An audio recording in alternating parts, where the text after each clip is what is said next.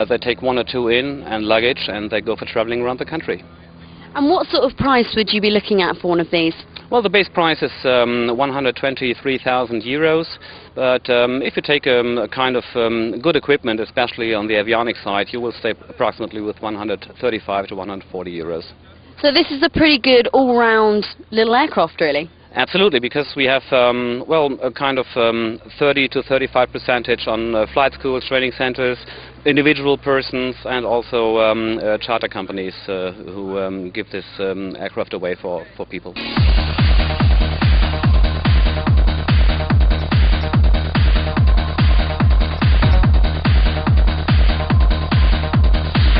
Let's move straight on, shall we? Mark, you're from Lightspeed Headsets. Look, I've got a headset at the moment. I'm not going to mention the brand. It's not yours. I'm getting a bit sick of it. I need to get a new one. I'm sure a lot of people out there, particularly if they're getting into flying for the first time, know there's a huge range out there.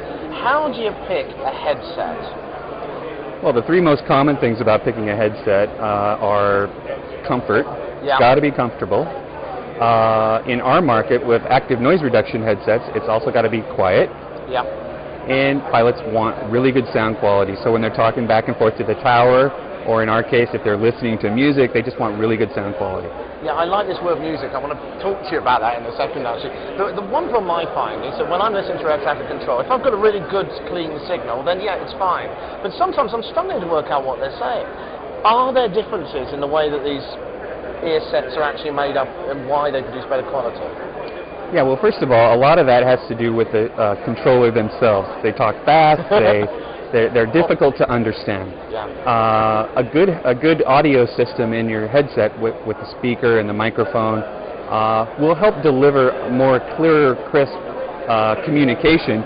But if the guy still talks fast and somewhat garbled, then you're not going to be able to understand him anyway. But yeah, the headset does. But there's a difference in quality there. In fact, can we grab in one of your headsets from over here? Which model? I happen to have one. You happen to have one, looking prepared earlier. Which model is this one? This is our Zulu model. We introduced it in July of 2007. Right. The next sort of evolution in our product lineup that has more cancellation, more quiet, more comfort, the things I mentioned earlier. In addition to that, some new features that only Lightspeed and Zulu have that other people don't have. Such as? Go on, give me an idea, I'm curious. Such as the ability to connect up things like cell phones, music players.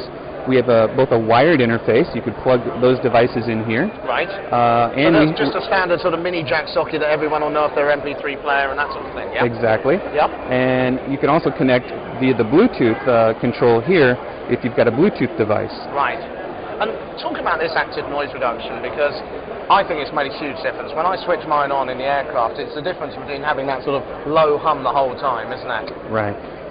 Well, active noise reduction is really targeted at the low frequency range. The prop noise, piston noise, wind noise is all in that low frequency range that you can't get any other way other than using electronics to cancel out. Right. Traditional headsets are good at attenuating high frequency noise, but typically that's done by the kind of ear seal material oftentimes, and a very tight fit. Stuff around the edge, isn't it? Correct. Yeah.